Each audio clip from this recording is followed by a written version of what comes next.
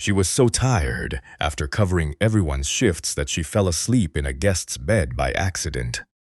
Just a maid who needed a moment of rest, nothing more. What she didn't know, the room belonged to one of the richest, loneliest men in the city.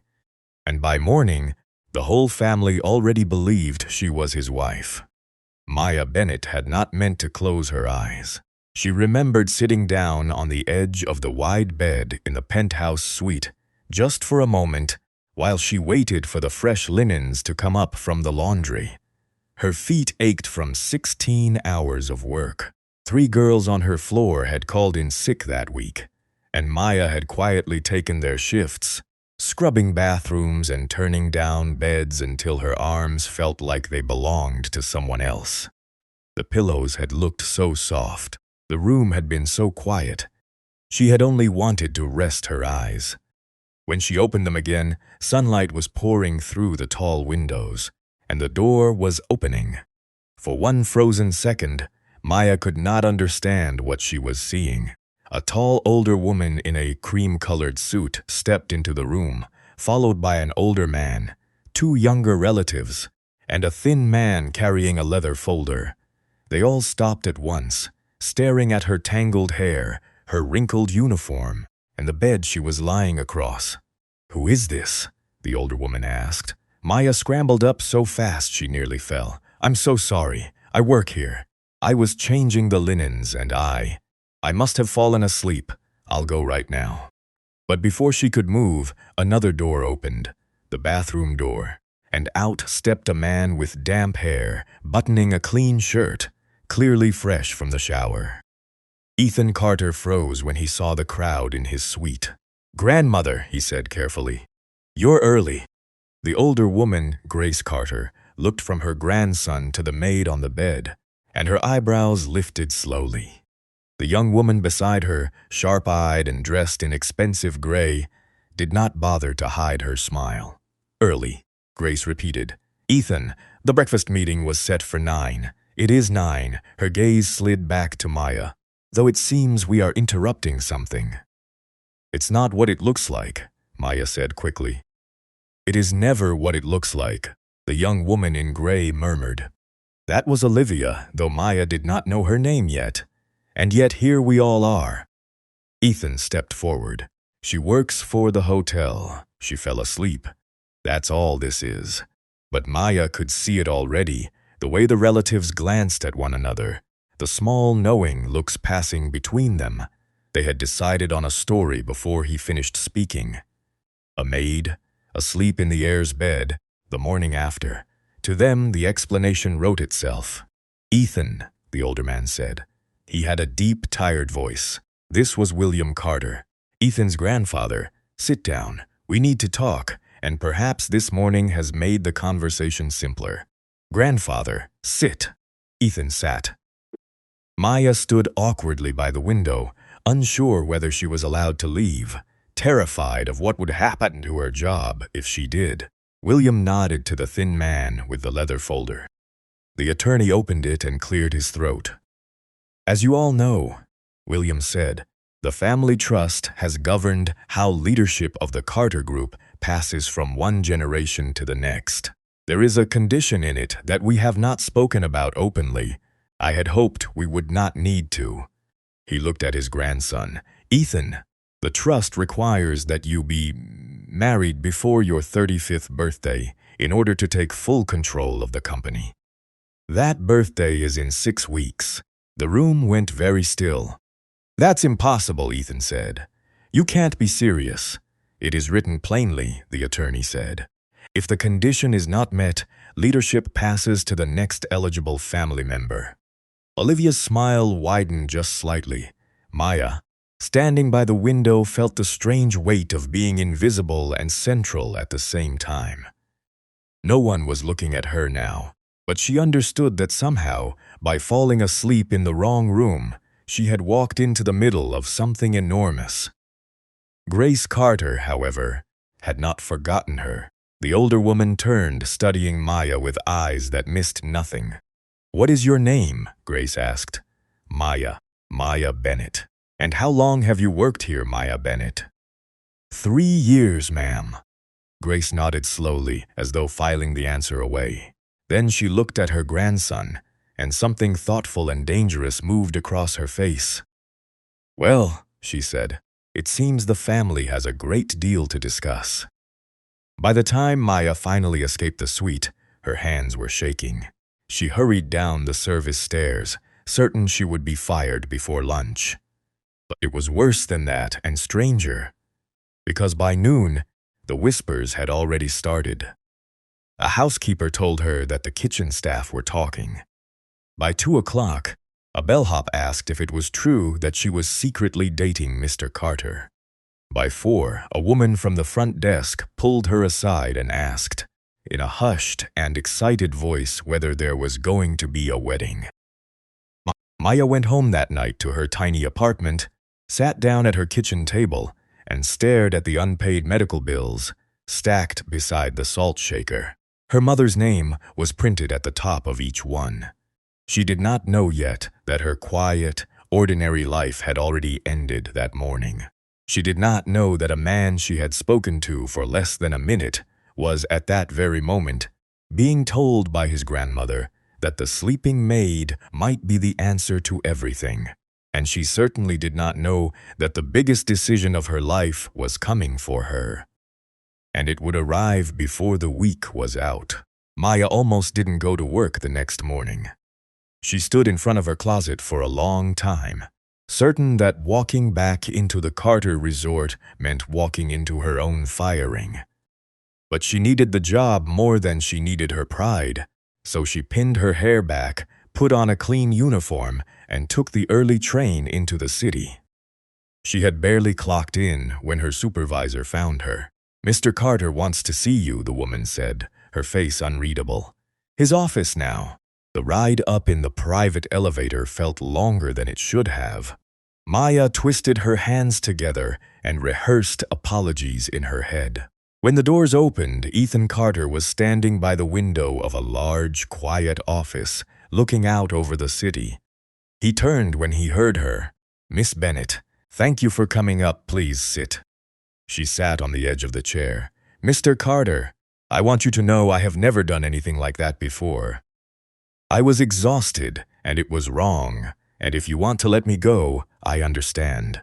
I'm not letting you go." He sat across from her and rubbed the back of his neck, looking tired in a way that had nothing to do with sleep. "I owe you an apology. What happened yesterday was my family's mess, not yours, and you got caught in the middle of it. I'm sorry for that." Maya blinked. She had not expected kindness. "There's something else you should know," he went on. "The rumors are spreading, not just in the hotel. My family believes we're involved, and one person in particular is using that belief to her advantage." "Olivia," Maya said quietly. She had learned the name by then. "My cousin." Ethan's jaw tightened. "She spent years waiting for a reason to push me aside. Now she has the trust condition, and a story she can twist however she likes. She's already telling relatives I've been hiding a secret relationship, that I'm reckless, that I can't be trusted with the company. What does the lawyer say? That challenging the trust could take years in court, years of fighting, with the company frozen and unstable the whole time. Employees would lose their jobs. Projects would collapse." He looked at her directly.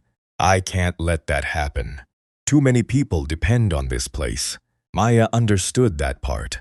She had cleaned the rooms of a hotel that employed hundreds of people who, like her, lived paycheck to paycheck. "I don't see how I fit into any of this," she said. Ethan was quiet for a moment. Then he said the thing she would replay in her mind for weeks. "I'd like to propose an arrangement, a marriage. On paper and only on paper. It would satisfy the trust, end the rumors before Olivia can do real damage, and protect everyone who works here. When the inheritance is settled, we end it quietly, and you walk away with whatever you need to start over." Maya stared at him. "You're asking a maid you met yesterday to marry you." "I'm asking for help," he said, "and I'm offering something in return." "No." The word came out before she could think. I don't want your money. I'm for sale, Mr. Carter. I know. He didn't flinch. That's exactly why I'm asking you and not someone else. She stood and walked to the window, her heart pounding. The whole idea was absurd. It belonged in a film, not in her life. She thought about how angry it would make her mother, who had raised her to earn everything honestly. And then, against her will, she thought about the stack of bills on her kitchen table. Her mother's heart medication cost more each month. The good specialist, the one who might actually help, didn't take their insurance. Maya had been picking up extra shifts for a year and still falling behind. She thought about her mother's tired smile, the way she pretended she wasn't in pain. Maya turned around slowly. If I were to even consider this, she said, it would be on my terms. Something flickered in Ethan's eyes. Interest, maybe. Respect. Name them. We treat each other with respect. Always. I'm not going to be paraded around or talked down to. Agreed. Complete honesty between us. No lies, even small ones. If we're going to fool everyone else, I won't be fooled too. Agreed. We stay out of each other's real lives. Your goals are yours. Mine are mine. This doesn't touch them. Agreed. And it ends the moment the inheritance is settled, not a day longer. Ethan held out his hand. Then we have an agreement, Miss Bennett. Maya looked at his hand for a long moment. She thought about the rumors, the bills, her mother, and the strange path that had started the second she sat down on that bed to rest her aching feet. She shook his hand. Maya, she said, if we're getting married, you should at least use my first name. The corner of his mouth lifted, the first real smile she had seen from him. Maya, then. She left the building in a daze, the city loud and bright around her. She had walked in expecting to lose her job. She was walking out engaged to one of the wealthiest men in New York, for reasons no one would ever believe. What neither of them knew, as Maya rode the train home to break the news to her mother, was that Olivia had already hired someone to dig into Maya's past, and that the search would uncover something none of them saw coming.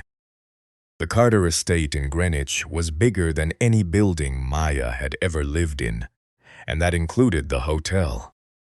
She arrived on a gray afternoon with one small suitcase, feeling like a guest who had wandered into the wrong house. A staff member showed her to a guest wing with its own sitting room, a fireplace, and a bathroom larger than her old apartment. When she was finally alone, she sat on the edge of the enormous bed and laughed quietly because the alternative was to cry.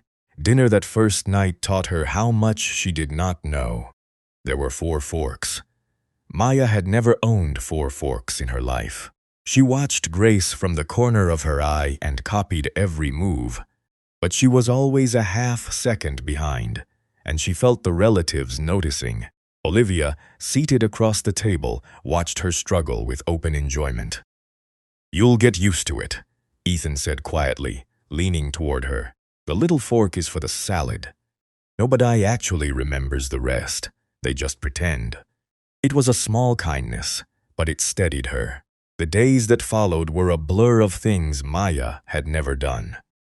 There were business dinners where men in expensive suits discussed numbers she could barely follow. There was a magazine photographer who came to the house and made her pose by the staircase until her face ached from smiling. There were relatives who asked her sweet questions with sharp edges hidden inside them. But Maya had spent 3 years cleaning up after the wealthy, and she had learned something most of them never guessed. She understood how their world ran from the inside out. She knew which staff member kept everything working, which one was overworked, which one was about to quit. Within a week, she knew the name of every person who worked in the Greenwich house. She learned that Rosa, the head cook, had a daughter studying nursing. She learned that the groundskeeper's knees were bad, and that the long walk to the back gate left him in pain each evening, so she quietly mentioned it to the estate manager, who arranged for a small cart. She learned that the two housekeepers had been doing the work of three since someone left, and she said so, plainly, until another person was hired. The staff began to look forward to seeing her. She talked to them like equals, because to her they were. Grace noticed all of it. The old woman said nothing at first. She simply watched, the way she watched everything. But one morning she found Maya in the kitchen, sleeves rolled up, helping Rosa sort through a delivery that had arrived wrong. "You don't have to do that," Grace said. "I know," Maya answered. "But Rosa's been on her feet since 5, and I wasn't doing anything useful." Grace studied her for a long moment. "My grandson chose better than he realizes," she said, and walked out before Maya could ask what she meant. Ethan saw the change too. He had expected to spend 6 weeks managing a stranger, smoothing over her mistakes, apologizing for her. Instead, he found himself watching her with a growing, confusing respect. She remembered the name of every person she met. She asked the quiet relatives questions and actually listened to the answers. She made the house feel warmer just by being in it. "You're not what I expected," he admitted one evening. They were on the back terrace, the lights of the house glowing behind them. "What did you expect? Someone overwhelmed, someone I'd have to protect." Maya smiled. "I've been overwhelmed my whole life, Mr. Carter. You just learn to keep moving." "Ethan," he corrected. "Ethan," she repeated, and the name felt easier than it should have. The real test came at the family's charity event that weekend. It was held in a grand hall, with hundreds of guests and a long evening of speeches and donations. Maya had been dreading it for days. She was certain she would say the wrong thing, use the wrong fork, embarrass him in front of everyone. Instead, something unexpected happened. While the executives gave polished speeches that no one really listened to, Maya found herself in a corner talking to an elderly donor who looked as lost in the crowd as she felt. The woman had recently lost her husband and had come alone. Maya sat with her, brought her a plate of food, and listened to her stories for an hour. By the end of the night, the woman had pledged the largest single donation of the evening and told the organizers it was because someone had finally treated her like a person instead of a checkbook. Word of it spread through the room. Guests who had ignored Maya all night suddenly wanted to meet her. Donors warmed to her in a way they never had to the family's careful charm. Ethan watched from across the hall as the woman he had married out of desperation quietly became the most liked person in the room. Later, in the car home, he was quiet for a long time. "You did something tonight," he finally said. "Something the rest of us have been trying and failing to do for years. You made people feel like they mattered." "That's not a skill," Maya said, looking out the window. "That's just being decent." "For some of us," he said softly, "it doesn't come as easily as you think." Maya turned to look at him, and for the first time, she saw him not as the powerful Carter heir, but as a tired man who had spent his whole life being measured by what he could provide. Something shifted between them in that dark, quiet car. Neither of them named it. But far away in a Boston office, the investigator Olivia had hired was about to find Maya's name in a place no one expected, and the discovery would change everything. Olivia had been certain the maid was hiding something. People like Maya Bennett always were, in her experience. A woman with nothing who suddenly married into one of the wealthiest families in New York had a story, and Olivia intended to find it. So she had hired the best investigator money could buy, a quiet man in Boston, who had unearthed secrets for half the powerful families on the coast. "Find me something," she had told him. "A debt she's hiding, a boyfriend, a lie, anything I can use." For 2 weeks the investigator dug. He pulled records, knocked on doors, talked to old neighbors and former co-workers, and when he finally called Olivia to deliver his report, his voice had a strange note in it. "I found a lot," he said, "but it's not what you're looking for." Olivia frowned. What does that mean? It means you should read it yourself. The file arrived the next morning. Olivia opened it expecting scandal. What she found was something else entirely. Maya Bennett had spent 8 years volunteering at a community center in her old neighborhood. Not once or twice for a photo, the way Olivia's friends did, but every week quietly, without anyone knowing. She ran a free breakfast program for children whose parents worked early shifts. She had organized clothing drives, tutored teenagers, and sat with elderly residents who had no one else. There were letters in the file, dozens of them. A mother thanking Maya for making sure her son ate before school. An old man who wrote that Maya was the only person who visited him after his wife died. A teenager, now in college, who credited Maya with believing in him when no one else had. The investigator had even found records showing that Maya had been quietly sending part of her small paycheck to cover another family's heating bill through one of the coldest winters on record. Olivia sat with the file open on her lap for a long time, and for the first time in years, she did not know what to do. She had wanted a weapon. Instead, she had been handed proof that the woman she despised was kinder than anyone she knew. She thought, briefly, about burying the file. But the investigator had already filed his report through the family's office, the way such reports were always logged, and within days, the contents had quietly reached Grace. The effect was the opposite of everything Olivia had hoped for. Word of Maya's years of hidden charity spread through the family like warmth through a cold room. Relatives who had whispered about the maid now spoke about her with something close to admiration. Grace said nothing publicly, but she began including Maya in conversations she had once kept private. Even William, who rarely commented on anything, was heard to say that the girl had more character than most of the people he'd done business with. Olivia's campaign had backfired completely, and she knew it. Maya, for her part, had no idea any of it was happening. She and Ethan had traveled to Boston that same week for a company expansion project, a new hotel the Carter Group was preparing to open. They spent their days in meetings and site visits, and their evenings, increasingly, just talking. It was in Boston that their friendship became real. One night, after a long day, they ended up walking along the harbor. The water was dark and quiet, the city lights reflecting off its surface. Maya told him about her mother, about the bills, about the fear that woke her at 3 in the morning. She had never told anyone the whole truth before. It surprised her how easily it came out with him. She raised me alone, Maya said. Worked 2 jobs, never complained, not once, and now she's sick, and I can't even afford to fix it. That's the real reason I said yes to you.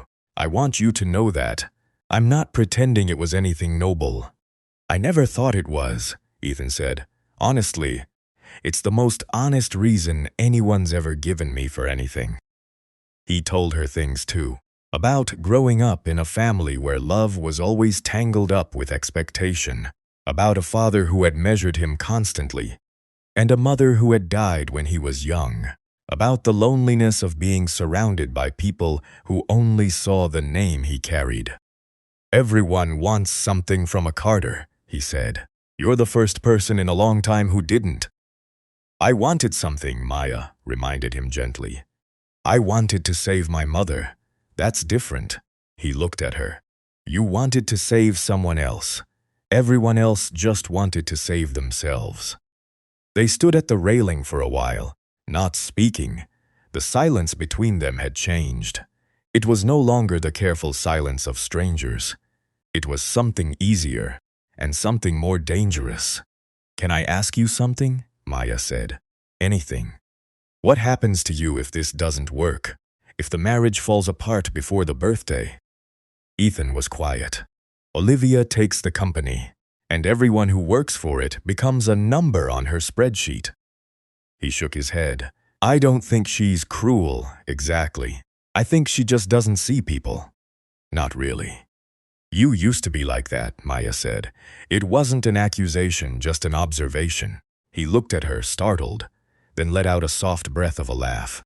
Yeah, he admitted. I think I was. You're not anymore. No, he said, watching her. I'm not. Maya turned back to the water so he wouldn't see the color rising in her face. What she didn't know, what neither of them knew, was that back in New York, the company they were trying to protect was about to face a crisis that no amount of money could fix. And Maya was the only one who would see the answer. The crisis broke the morning they returned from Boston.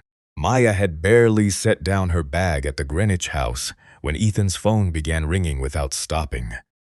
She watched his face change as he listened, the easy warmth from their trip draining away into something tight and worried. "The Harborview project," he said when he hung up. "It's falling apart." Harborview was the company's biggest project of the year, a new hotel on the New York waterfront that was supposed to open in 3 months. Hundreds of jobs depended on it. The family had borrowed heavily to build it. And now, with the opening date approaching, it was weeks behind schedule and bleeding money. "What happened?" Maya asked. "Nobody seems to know. The construction team blames the design team. The design team blames the suppliers. The suppliers blame the construction team. Everyone's pointing at everyone else, and nothing's getting done." He rubbed his eyes. "I have a meeting with all of them this afternoon. It's going to be a disaster. Can I come?" He looked at her, surprised. "It'll be boring and tense." "I've sat through worse," Maya said. "Let me come. I'll just listen."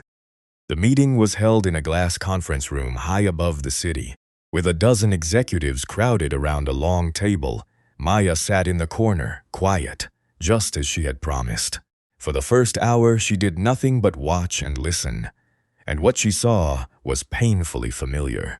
The construction manager and the head of design spoke about each other instead of to each other. When one explained a problem, the other had already stopped listening, busy preparing a rebuttal. Orders were given in one room and changed in another, without anyone telling the people doing the actual work. Twice, 2 different departments described the same delay in 2 completely different ways, and no one in the room noticed. It was, Maya realized, exactly the kind of mess she had spent 3 years cleaning up at the hotel. Not the construction itself. The people, she had seen it on every floor she'd ever worked. The front desk that didn't talk to housekeeping. The kitchen that didn't talk to the servers. Everyone working hard. Everyone blaming everyone else. When the real problem was that no one had built a simple way to pass information from one hand to the next. By the end of the meeting, nothing had been solved. The executives filed out frustrated, and Ethan sat at the table with his head in his hands. "They'll do this again tomorrow," he said, "and the day after. We're going to miss the opening, and when we do, Olivia gets her proof that I can't lead." Maya hesitated. She had promised to stay out of his world, but she had also promised him honesty. "Can I tell you what I saw?" she asked. He looked up. "Please. The problem isn't the building. It's that those people don't actually talk to each other. They talk past each other. The construction team finds a problem on Monday, but the design team doesn't hear about it until Thursday, and by then it's 3 problems. Everybody's working from a different version of the truth." Ethan was listening closely now. "At the hotel," Maya went on, "we had the same thing. Housekeeping never knew when a room was free. The front desk never knew when one was ready, and guests got stuck waiting in the lobby. We fixed it with one simple thing. A short meeting every morning, 10 minutes, every department, in the same room. Everyone says what they finished, what they're stuck on, and what they need from someone else. That's it. No speeches, no blame. Just 10 minutes a day, so everyone's working from the same page." "That's it," Ethan said. "The fancy version costs millions. The version that actually works costs 10 minutes and a whiteboard." Ethan stared at her for a moment. Then, to her surprise, he stood up and walked to the door. The next morning, he made it happen. 10 minutes, every department, the same room. The first meeting was awkward. People were used to hiding their problems, not announcing them. But Maya, who Ethan had quietly asked to sit in, gently steered it. She asked the simple questions no executive would lower themselves to ask. What's blocking you? Who do you need to hear from? When she pulled an answer out of the construction manager that the design head had been waiting 3 weeks for, the whole room went still. Within a week, the change was undeniable. Problems that had festered for a month were caught and solved in a day. The two teams that had blamed each other started grudgingly to rely on each other. The schedule, which had been slipping backward, steadied and began to recover. The executives, who had been ready to dismiss the box's new wife as decoration, started seeking out her opinion. The construction manager, a gruff man who had not smiled in weeks, stopped Maya in the hallway one afternoon. "That morning meeting," he said. "Best idea anyone's had around here in years. Where'd you learn it?" "Cleaning rooms," Maya said honestly. He laughed, the first laugh she'd heard from him, and clapped her on the shoulder. Word traveled fast in a company that size. The story of how the boss's wife had quietly saved the Harborview project moved from floor to floor, growing a little with each telling. By the end of the month, Maya had earned something money could never have bought her: respect. Olivia heard about it, of course. She heard about all of it. And with each new report of Maya's success, her frustration hardened into something colder and more determined. If she could not destroy Maya's reputation, she would have to destroy something the woman could not defend. And she had just realized exactly where to look. The Carter family retreat was held every year at a grand old resort in Newport, perched on the cliffs above the ocean. It was 3 days of dinners, meetings, and the kind of careful socializing where every conversation carried a hidden weight. Maya dreaded it. She had survived the charity event and the company meetings, but this was different. This was 3 full days surrounded by relatives, with nowhere to hide and nothing to do but be watched. On the drive up, she stared out at the water and braced herself for failure. Several of the relatives were braced for it too. A few of them, the ones still loyal to Olivia, had quietly placed bets on how badly the maid would embarrass herself by the end of the weekend. They expected her to crack under the pressure, to use the wrong fork, to say the wrong thing in front of the wrong person. Maya did none of those things. What she did instead was simply be herself, and it turned out that was enough. On the first morning, while the executives stood around discussing nothing, Maya found the resort staff scrambling to set up an outdoor breakfast in rising wind. Without thinking, she rolled up her sleeves and helped them weigh down the tablecloths and move the fragile settings inside before the gusts could ruin everything. The relatives who saw it expected to be embarrassed for her. Instead, they found themselves a little ashamed of standing there with their hands in their pockets. By the second day, the older relatives had started seeking her out. She remembered their names, asked about their children, listened when they talked. One elderly aunt, who had not been truly listened to in years, attached herself to Maya entirely and told anyone who would hear that the girl was the only sensible person in the family. The turning point came with the fundraiser. Every year, the retreat included a charity event for a local cause, and every year it raised a respectable but unremarkable sum. This year, the cause was a fund for families of fishermen lost at sea, and the planning had fallen behind. The committee was tense and disorganized when Maya quietly offered to help. She did the same thing she had done at the hotel and at the company. She listened. She found out what each person was good at and gave them that job. She noticed that the resort staff knew the local families personally and pulled them into the planning instead of leaving them on the sidelines. But the real change was the way she made it feel personal. Instead of a slideshow of numbers, she arranged for 2 of the fishermen's widows to simply sit and talk with the guests, to tell their own stories in their own words. By the end of the evening, the fundraiser had more than doubled its previous record. Guests who came to write small checks ended up writing large ones. Even the relatives who had bet against Maya found themselves moved, and quietly, the bets were forgotten. Grace watched all of it from a distance, saying nothing, but the look on her face was unmistakable. That night, when the dinners were over and the relatives had gone to bed, Ethan found Maya standing alone at the edge of the cliff path, looking out at the dark water. "Hiding?" he asked. "Resting," she said, smiling. "There's a difference." He came to stand beside her. The wind had softened, and the only sound was the slow wash of the waves below. "You did it again," he said. "You walked into a room full of people waiting for you to fail, and you made them love you instead." "They don't love me," Maya said. "They're just surprised by me. That fades. I don't think it does." He looked at her. "I think you change people, quietly. They don't even notice it happening."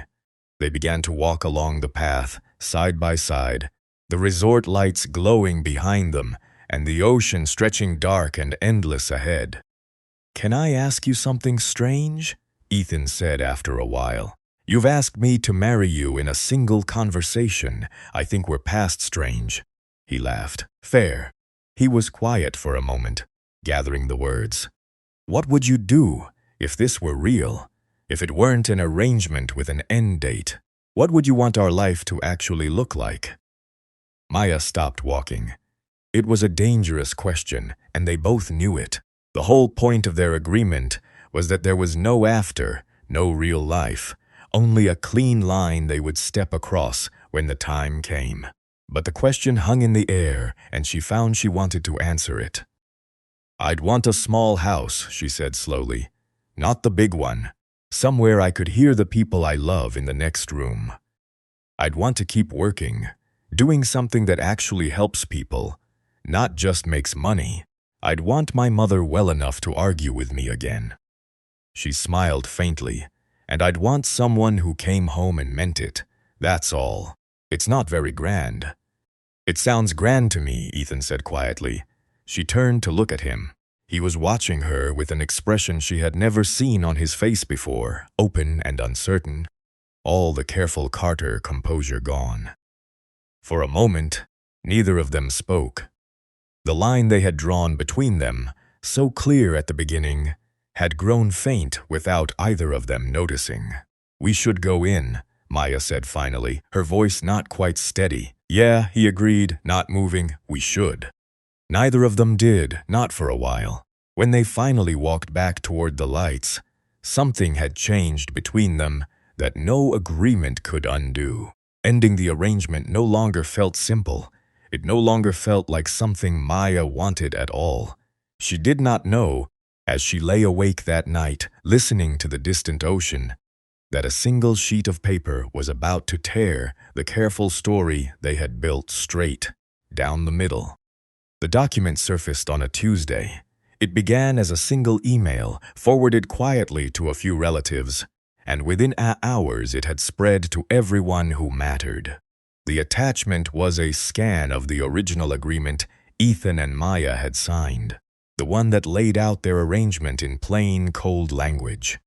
A temporary marriage, an end date, terms and conditions, like a business deal. Maya first heard about it from Rosa, of all people.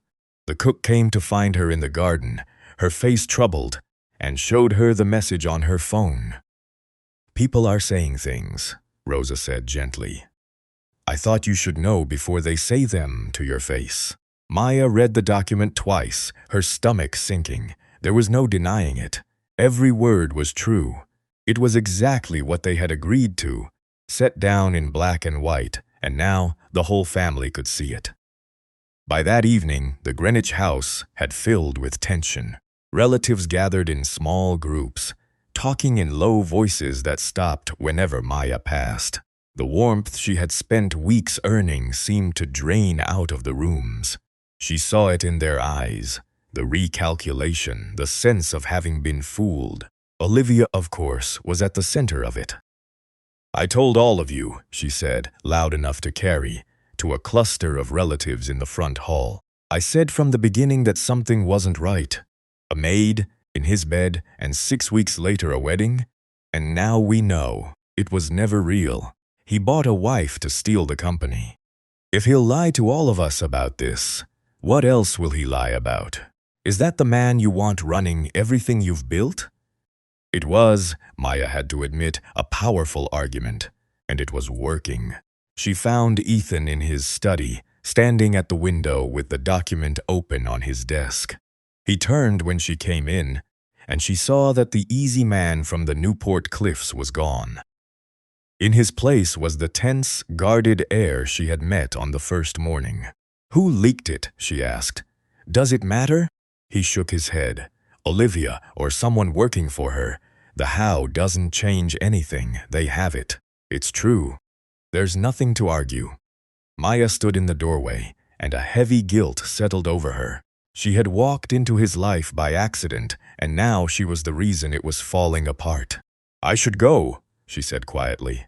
He looked up. "What?" "The legal part is already done. We're married. The trust is satisfied. You don't need me here for the wedding anymore. And right now, I'm the thing they're all angry about." Her voice was steady, even though her chest was tight. "If I leave, the story becomes simpler. The maid who took advantage and then disappeared. You can rebuild from that. It's easier than defending me." "You'd do that," Ethan said slowly. "You'd let them call you that, to protect me. It's not true, but it would work. And you have hundreds of people depending on you." She gave him a small, sad smile. "I clean up messes. It's what I'm good at." For a long moment, Ethan said nothing. Then he closed the document on his desk, walked past her, and went downstairs to where the relatives were still gathered. Maya followed, her heart pounding. He stopped in the center of the front hall, and the low conversations died away. Every face turned toward him. Olivia stood near the staircase, watching with a small, expectant smile. "You've all seen the document," Ethan said. His voice was calm and clear. "I'm not going to tell you it's fake, because it isn't. Every word of it is true. I asked Maya to marry me to satisfy the trust. It was an arrangement. I'm not going to stand here and pretend otherwise." A murmur went through the room. Olivia's smile widened. "So yes," Ethan continued, "you can call it a lie. You'd be right. I lied to all of you, and I'm sorry for it. I did it because the alternative was years in court, the company frozen, and a lot of people who depend on this family losing their jobs. I told myself I was protecting them. Maybe I was also protecting myself. Both things can be true." He looked around the room, meeting each pair of eyes. But here's what the document doesn't tell you. It doesn't tell you that Maya never once asked me for anything she didn't earn. It doesn't tell you that she saved the Harborview project when our best executives couldn't. It doesn't tell you that she spent 8 years quietly feeding children and sitting with lonely old people with no name and no cameras and nothing to gain.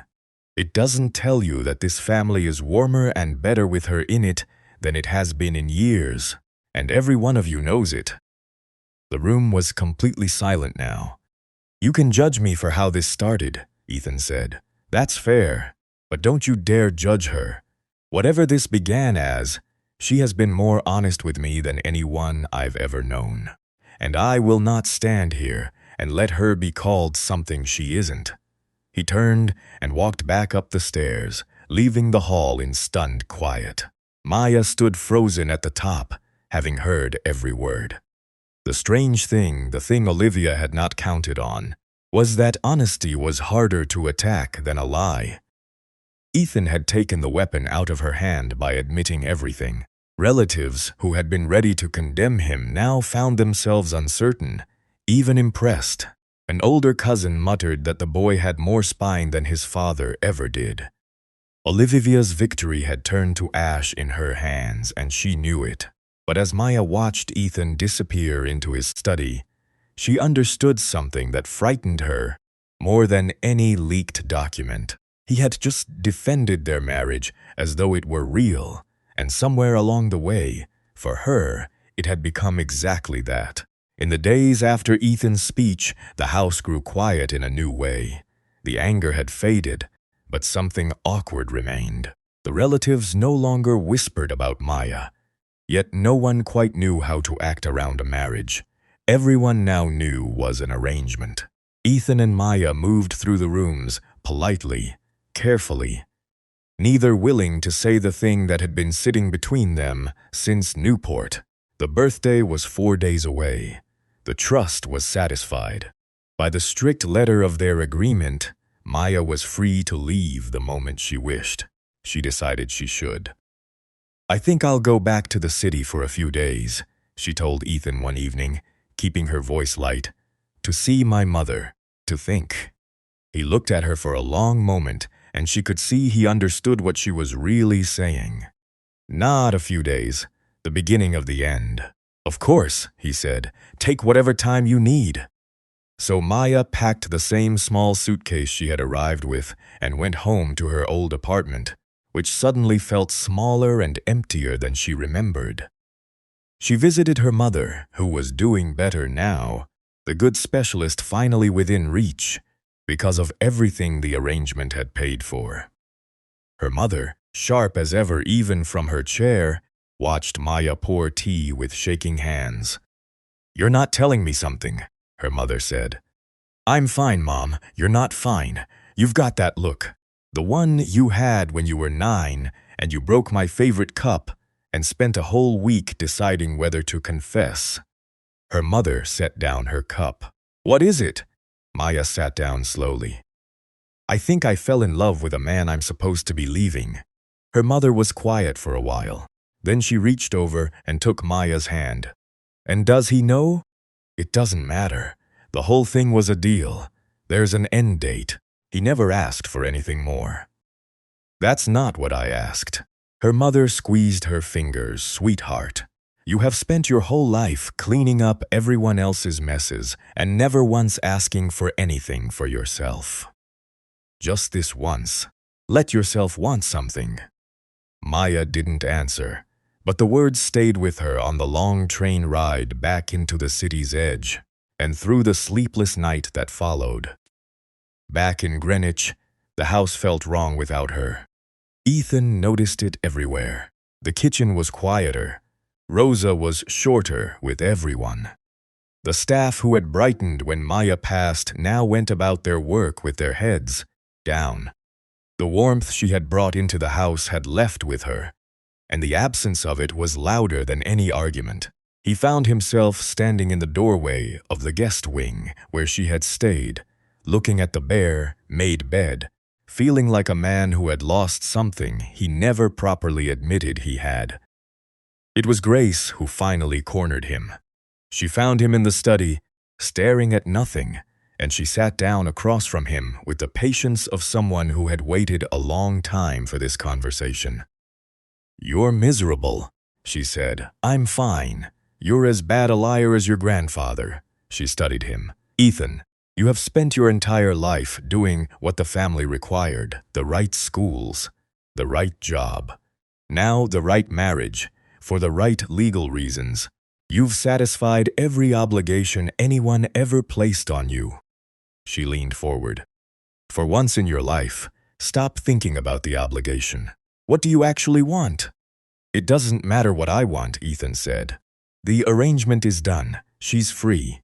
If I ask her to stay, she might only say yes because she feels she owes me, and I couldn't stand that. I'd rather lose her than trap her." Grace was quiet for a moment. Then, to his surprise, William's voice came from the doorway. "Then don't trap her," the old man said, walking in slowly. "Just tell her the truth. Let her decide with all the facts. That's the only honest thing left to do." He gave a rough, tired smile. You spent weeks fooling this whole family. Surely you can manage one honest conversation."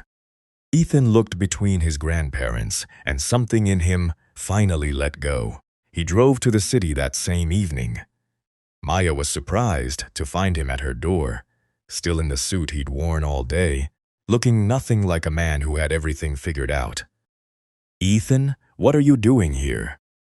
"I need to say something, and I need to say it badly, so just let me get through it." He took a breath. "The trust is satisfied. You don't owe me anything. You can walk away tonight, and I'll make sure you and your mother are taken care of for the rest of your lives. No conditions. I mean that." "I know," Maya said softly. "I never doubted it, but that's not why I'm here." He stepped closer. "I'm here because the house is wrong without you. Because I spent weeks learning who you actually are, and somewhere in there I stopped pretending. I don't want a temporary marriage, Maya. I don't want an arrangement with an end date. I want the small house you talked about. I want someone who comes home and means it. I want it to be real." He stopped, suddenly unsure. "But only if you want it too. Not because you owe me. Not because of the money. Only if you actually want me." Maya stared at him, her eyes filling. For her whole life she had wanted nothing for herself. Her mother's voice came back to her. "Just this once, let yourself want something." "You absolute fool," she said, half laughing, half crying. "I fell in love with you on a cliff in Newport, and I've been trying to leave ever since because I thought you didn't feel it." "I felt it," Ethan said. "I've felt it for weeks." "Then stop talking," Maya said, and pulled him inside. What had begun as an accident and become a deal had quietly turned into the only true thing in either of their lives. And there was just one celebration left to make it whole. The trust matter was settled quietly, in the end, without lawyers or courtrooms. On the morning of Ethan's birthday, the family gathered one last time in the Greenwich house. The attorney confirmed what everyone already knew. The condition had been met, and leadership of the Carter Group passed to Ethan fully and without dispute. There was nothing left for anyone to challenge. But the real surprise of that morning came from Olivia. She stood when the meeting ended and asked to speak. The room tensed, braced for one final attack. Instead, she surprised them all. "I've spent a long time fighting for something I'm not sure I ever actually wanted," she said, her voice quieter than anyone had heard it. "I wanted to run this company because I thought that was the only way to matter in this family. I was wrong about a lot of things. I was wrong about her most of all." She glanced at Maya, and something almost like an apology crossed her face. "I'm good at numbers. I'm good at strategy. I'm not good at people, and this company needs both. So I'd like to run the expansion division, the deals, the growth, and I'd like to leave the rest to people who are better at it than I am." It was not a grand apology. Olivia was not built for those, but it was honest, and in a family that had just learned the value of honesty, it was enough. Ethan accepted, and the long conflict that had nearly torn them apart simply ended. Not with a battle, but with a person finally finding the place where she belonged. Maya, watching, understood something then. People were rarely villains all the way through. Most of the time they were just lost, fighting for the wrong things because no one had ever shown them the right ones. The celebration was held several weeks later at the family vineyard in the Connecticut hills. It was nothing like the grand wedding the family might once have planned. There were no magazine photographers, no careful guest lists, no executives angling for attention. There were rows of grapevines turning gold in the autumn light, long tables set out under the open sky, and people who actually mattered. Maya's mother was there, well enough now to stand on her own, beaming in the front row. Rosa came, and the groundskeeper with the bad knees, and the two housekeepers Maya had fought to get help for. The gruff construction manager from the Harborview project came in an ill-fitting suit and, got teary when he thought no one was looking. The staff who had supported Maya from the very first morning, when she was nothing but a maid, asleep in the wrong room, filled the seats that, at any other Carter event, would have gone to strangers. Grace and William sat together at the front, the old man's hand resting over his wife's. He had grumbled about the simplicity of it all, but anyone could see he was happier than he had been in years. Ethan and Maya stood together beneath an arch woven from vines, and this time they spoke their own vows, with no lawyer's language and no end date. "The first time I saw you," Ethan said, "you were apologizing for falling asleep, terrified you'd lose a job you needed to take care of someone you loved. I didn't know it then, but that was the most honest thing I'd ever watched a person do. I spent my whole life surrounded by people who wanted something from me. You're the only one who ever just wanted everyone around you to be all right." He took her hands. "I don't want a temporary anything with you. I want all of it. The ordinary days, the small house, the arguments and the quiet mornings. I want to come home and mean it for the rest of my life." Maya's eyes were wet, but she was smiling. "I came into your world certain I didn't belong in it," she said, "and I spent weeks waiting for the moment everyone realized I was just the maid who got lucky. But you never made me feel that way. Not once. You saw me before you had any reason to. You're the first person who ever looked at me and asked what I wanted instead of what I could give." She squeezed his hands. "So here's what I want. This. A life that's real, built by two people who chose it on purpose. That's all I've ever needed." When they kissed, the staff cheered louder than the relatives, and no one minded at all. In the months that followed, the life they had promised each other quietly took shape. Ethan led the company with a different hand than the family had expected. He kept Maya's morning meetings, spread them to every property, and listened to the people who actually did the work. The Harborview Hotel opened on time and became the most talked-about property the family owned, not for its luxury, but for how well it was run and how happy its staff seemed to be. And Maya, who had spent her life cleaning up after the comfortable, finally built something of her own. She launched a program across all the Carter properties to support the people who kept them running. Fair scheduling so no one had to cover 16-hour days the way she once had. Help with medical costs for families like hers.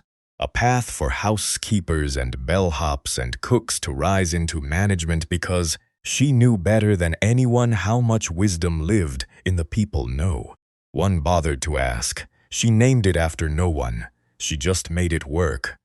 Sometimes on quiet evenings, Ethan would find her standing at a window, looking out at nothing in particular, and he would remember the woman who once cleaned these rooms and apologized for resting her tired feet. What began as an accidental nap in the wrong room had become the truest thing either of them had ever known, and neither of them would have traded it for the world.